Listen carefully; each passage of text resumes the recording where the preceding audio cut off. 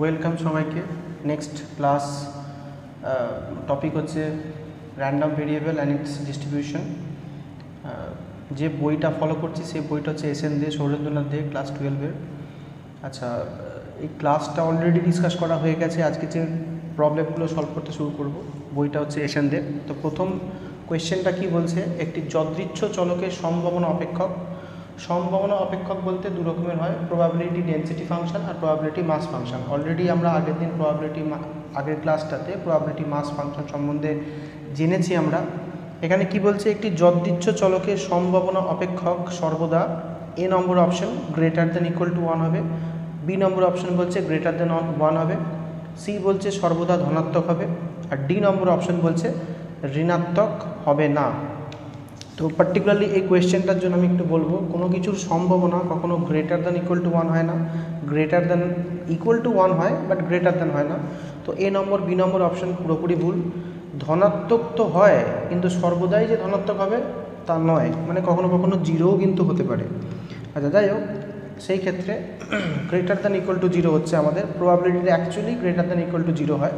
তো আমরা এখানে অপশন ডিটাকে চুজ করব, ঋণাত্মক হবে না। ডি নম্বর অপশন কি চুজ করব, এইটার জন্য আনসার হিসেবে ঋণাত্মক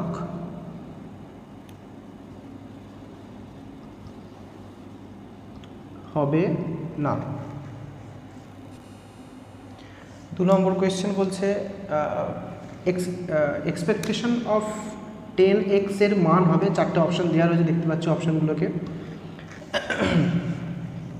আর খুব দুঃখিত, গ্রাফিক্স ভালো নয়, একটু অ্যাডজাস্ট করে নেবেন, কারণ আমি অত সময় বার করতে পারবো না বা অত করা আমার পক্ষে সম্ভব নয়। চেষ্টা করছি তোমাদের হেল্প করার, যেটুকুনি হয় আমার পক্ষে সাধ্য চেষ্টা করছি। দুঃখিত যদি কোনো প্রবলেম হয়ে থাকে।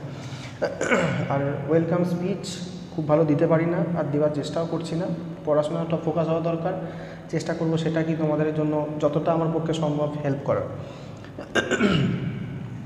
আচ্ছা, যাই হোক, যেটা main target E of 10x এর মান ক্যালকুলেশন করা।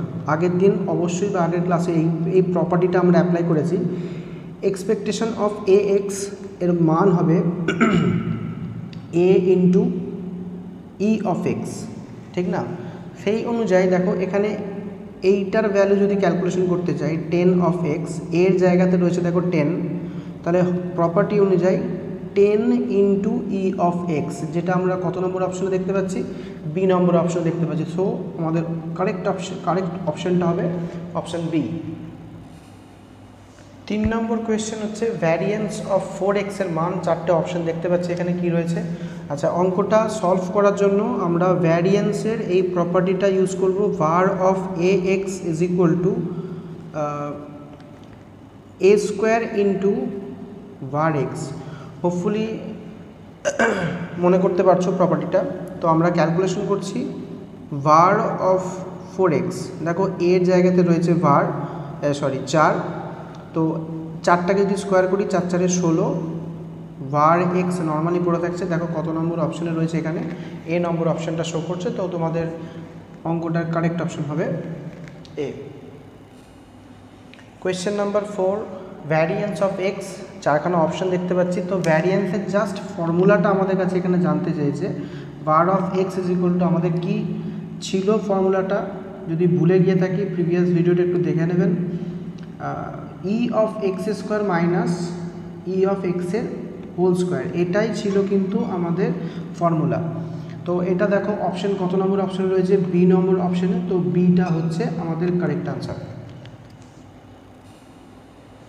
নাম্বার 5, কোয়েশ্চেন নাম্বার 5 বলছে যদি এক্স সমসম্ভব চলকের সম্ভাবনা বিভাজন fx হয় এবং এক্স চলকের কেবল দুটি মান x1 এবং x2 থাকে, মানে ধরো বিভাজনটা এরকম রয়েছে, এক্সের মান x1 আর x2, এক্স চলকের কেবল দুটি মান x1 x2 গ্রহণ করতে পারে, তাহলে আমাদের এই জায়গায় থাকে fx অথবা px। fx px একই জিনিস। তো আমরা যখন ডিস্ট্রিবিউশনটা আগের দিন দেখছিলাম, তো আমাদের এই জায়গায় থাকছিল কি এক্সের মানের জন্য যে প্রবাবিলিটি, তার মানে p অফ x1, এই জায়গায় কি থাকছিল p অফ x2, এখানে যেহেতু আমাদের ফাংশনটাকে আমাদের এফএক্স দেওয়া রয়েছে, তো আমরা পি এর পরিবর্তে আমরা এই জায়গাটাকে এফ নাম দিয়ে চলছি। আলটিমেটলি কিন্তু পি থাকা এফ থাকা একই ব্যাপার। তো কোনো সম্ভাবনা বিভাজনের এটা খুব ইম্পর্টেন্ট প্রপার্টি যে প্রত্যেকটা যে চলকের যে প্রত্যেকটা মান তার রেসপেক্টিভ প্রবাবিলিটিগুলোর অ্যাডিশন কিন্তু সবসময় আসবে 1। যদি 1 না আসে তাহলে সেটা কিন্তু পারফেক্ট ডিস্ট্রিবিউশন কিন্তু হয়নি, কোথাও না কোথাও ভুল আছে। আমাদের ওটাকে আবার নতুন করে চেক করা দরকার থাকবে যে কোথায় ভুলটা করেছি। ভুলটা আমাদেরই হবে অবভিয়াসলি, নাহলে ভুল তো বইতে অঙ্কের মধ্যে খুব রিয়ারলি দেওয়া থাকে। তো যাই হোক, কোনো একটা চলকের যদি তার দুটোই মান পাই আমরা, কখনো দুটোই যে মান পাবো প্রতিবার তার কোনো মান নেই, সেটা ডিপেন্ড করছে এক্সপেরিমেন্টটা কী করছি না করছি তার উপর। তো এখানে যাই হোক, কোনো একটা এক্সপেরিমেন্ট করা হয়েছে, সেই চলকের মান হচ্ছে দুটি x1 আর x2, তার রেসপেক্টিভ প্রবাবিলিটিগুলো হচ্ছে f of x1 and f of x2। তো এদের যদি আমরা অ্যাডিশন করি এর ভ্যালু সবসময় কিন্তু 1ই আসা দরকার, না হলে কিন্তু সেটা ভুল। তো আমাদের এখানে কত নম্বর অপশানে সেটা দেখতে পাচ্ছি আমরা, ডি নম্বর অপশানে দেখতে পাচ্ছি। তো ডিটা হচ্ছে আমাদের পারফেক্ট উত্তর। কোয়েশ্চেন নাম্বার 6 বলছে variance of ax plus B এর মান, 4টে অপশান দেওয়া আছে, সেই অপশান থেকে আমাদের বেছে নিতে হবে কোনটা।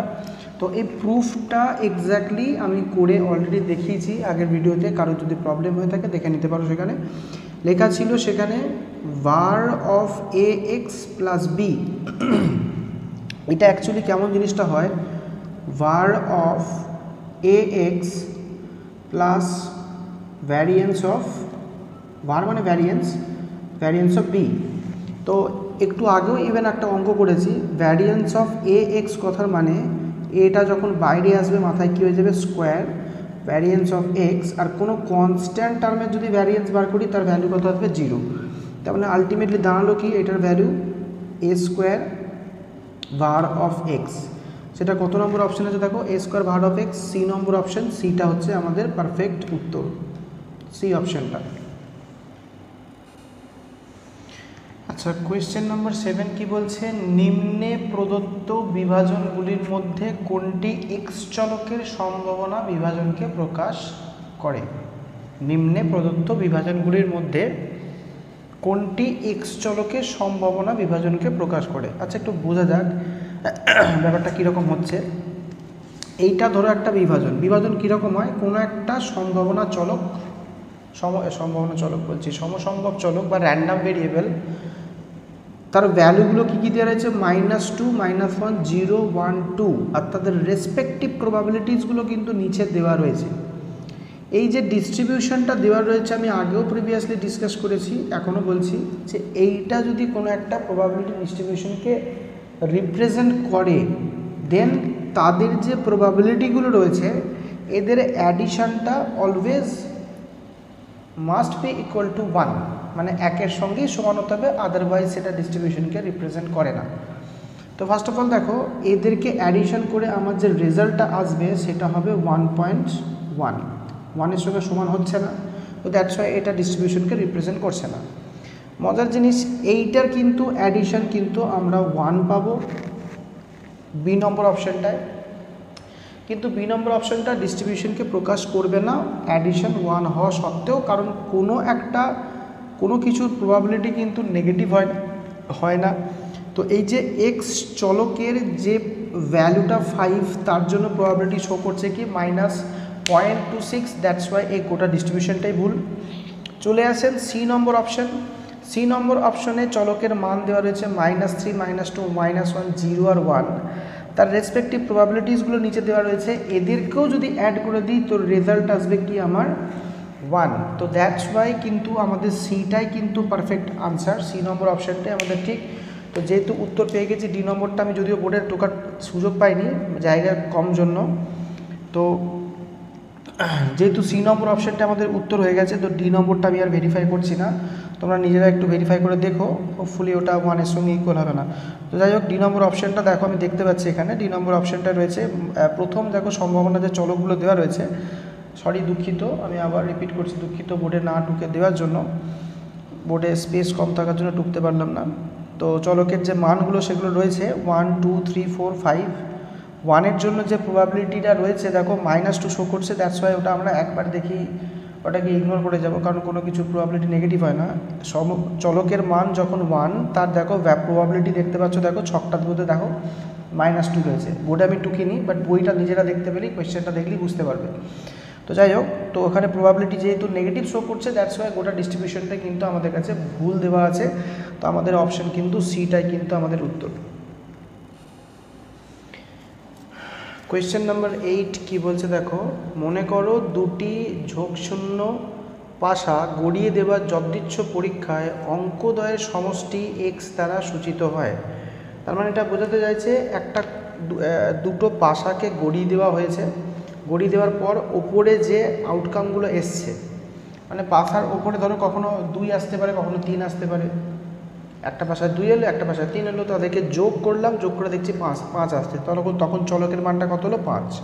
দুটো পাশাতে ধরো 1 1 করে এসছে, 1 আর 1-এর যোগফল কত 2, তেমনই 3 4 5 6 7 8 9 10 11 12, মোস্টলি 12 অবধি আসবে, কারণ দুটো পাশাতে ধরো 6 6 করে পড়লো, 6 আর 6-এর যোগফল কত হচ্ছে 12। 13 কখনোই হবে না, কারণ 13 পড়তে গেলে একটা পাশাতে মিনিমাম 6 পড়তে হবে, আর একটা পাশাতে কত পড়তে হবে 7। তো 6 আর 7 তো পাশাতে কখনোই সম্ভব নয়, ম্যাক্সিমাম 6 অবধি থাকে। তো দ্যাটস ওয়াই চলকের মান ম্যাক্সিমাম 12 অবধি থাকবে। আর তার নিচে কী দেওয়া রয়েছে, রেসপেক্টিভ প্রবাবিলিটিসগুলো দেওয়া রয়েছে। আমাদের অ্যাকচুয়ালি ক্যালকুলেশন কী করতে বলছে, যে এর মান, তো অপশানসগুলো নিচে দেওয়া রয়েছে। নম্বর অপশানটা দেওয়া রয়েছে, নম্বর অপশানটা দেওয়া রয়েছে 1, নম্বর অপশানটা দেওয়া রয়েছে 9, আচ্ছা নম্বর অপশান শো করছে 1/36, আর নম্বর অপশানটা দেওয়া রয়েছে 1/18। তো আমাদের কোনটা পারফেক্ট উত্তর হবে? তো আমরা অলরেডি জানি যে কোনো একটা চলকের র্যান্ডম ভেরিয়েবলের তার রেসপেক্টিভ প্রবাবিলিটিগুলোর অ্যাডিশন সবসময় কী থাকে, 1 থাকে। তো আমরা সেই প্রপার্টিটাই কিন্তু ইউজ করব এখানে। তো কী কী রয়েছে দেখো প্রবাবিলিটিগুলো, a 2a 3a plus 4a 5a next 6a, তারপরে আবার কমতে শুরু করেছে 5a plus 4a plus 3a plus 2a plus a, এদের অ্যাডিশনটা কী আসবে, 1 আসবে। এই টোটাল যেসব ইয়েগুলো রয়েছে, এগুলো রয়েছে, কতগুলো এ রয়েছে একটু দেখা যাক। দুটো, একটা 3টে, 3 আর 3 6, আর 10, আর 5 15, 15 আর 6 কত হচ্ছে 21, 21 5 26, 26 4 30, 30 আর 3 কত হচ্ছে 33, আর 2 35, আর 36, তাহলে কটা এ হলো 36 খানা এ পেলাম, দ্যাট ইজ ইকুয়াল টু কত হলো 1। তো এই রিলেশন থেকে আমরা এ ইজ ইকুয়াল টু কত পাচ্ছি, 1/36। তো আমাদের এর মানটাই জানতে চাইছে, দেখো কত নম্বর অপশানে রয়েছে, এর মানটা সি নম্বর অপশানে রয়েছে। তো সিটাই হচ্ছে আমাদের পারফেক্ট উত্তর। আচ্ছা কোয়েশ্চেন নাম্বার 9, এই অঙ্কটা একটু টুইস্ট আছে। অঙ্কটা দেখো কি বলছে, বলছে একটি ঝোঁকশূন্য মুদ্রা উৎক্ষেপণের যদৃচ্ছ পরীক্ষায় প্রথম হেড পড়ার পূর্বে যতগুলি টেল পড়ে তার সংখ্যা x দ্বারা সূচিত হয়। তো x যদৃচ্ছ চলকের সম্ভাবনা বিভাজন কত হবে সেটা নির্ণয় করতে বলছে। আবার একবার বলছি, ঝোঁকশূন্য মুদ্রা বলতে এমন একটা মুদ্রা বা কয়েন যার মধ্যে কোনো ত্রুটি নেই, মানে খারাপ নয়, কয়েনটা একদম পারফেক্ট কয়েন। হেড পড়ার সম্ভাবনা, টেল পড়ার সম্ভাবনা বোথ কেসে কী থাকবে, সেম থাকবে। তো আমরা তো ফার্স্ট অফ অল একটা কয়েনকে টস করলে কী কী আসতে পারে, হেড আসতে পারে অথবা টেল আসতে পারে। সেক্ষেত্রে প্রবাবিলিটি অফ হেড কত আসবে 1/2, অ্যান্ড প্রবাবিলিটি অফ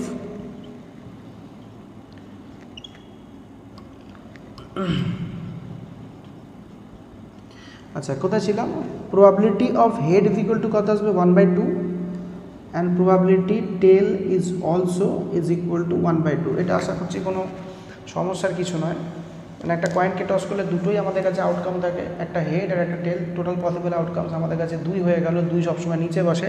তো আমি হেড চাইছি, হেড আমার ফেভারে একটাই আউটকাম, সেই জন্য 1/2। সিমিলারলি টেলের ক্ষেত্রেও কিন্তু তাই, আমরা সবাই প্রবাবিলিটি অলরেডি জানি হেড টেলের প্রবাবিলিটি কী হয় একটা কয়েন টস করলে।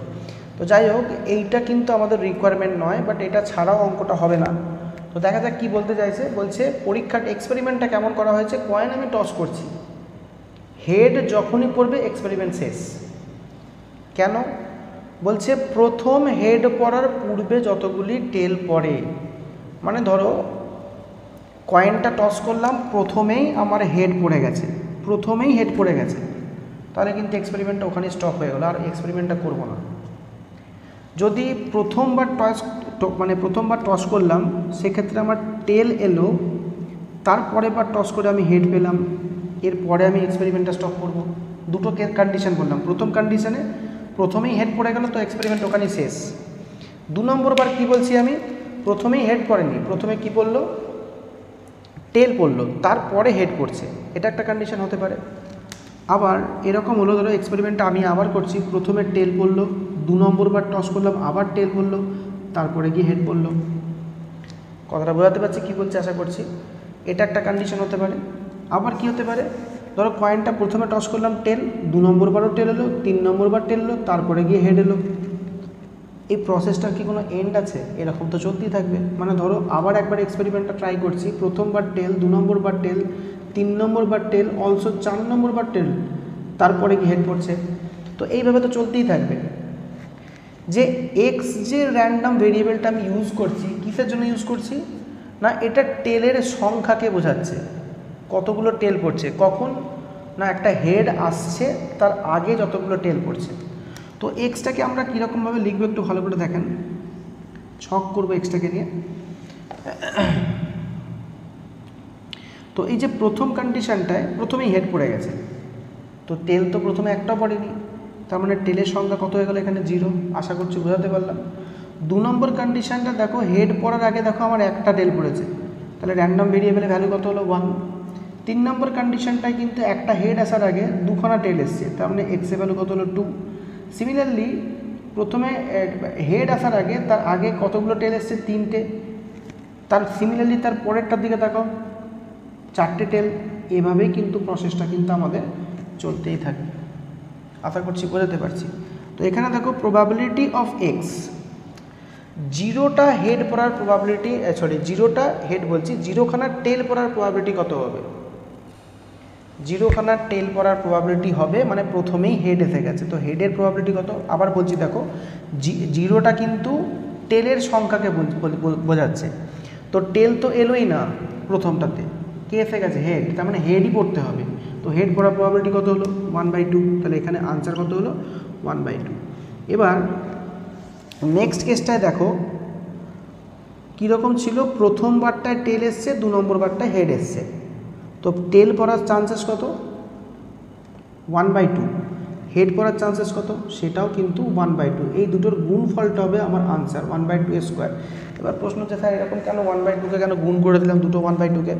দেখেন, কয়েন টস করার যে এক্সপেরিমেন্টটা, সেটা কিন্তু একটা স্বাধীন ঘটনা। আমি দুবার পরপর টস করছি, প্রথমবারে টেল পেয়েছি, 2 নম্বর বারটা আমি টেলই পাবো বা টেল না পেয়ে হেডই পাবো, কেউ গ্যারেন্টি দিয়ে কিন্তু বলতে পারবে না।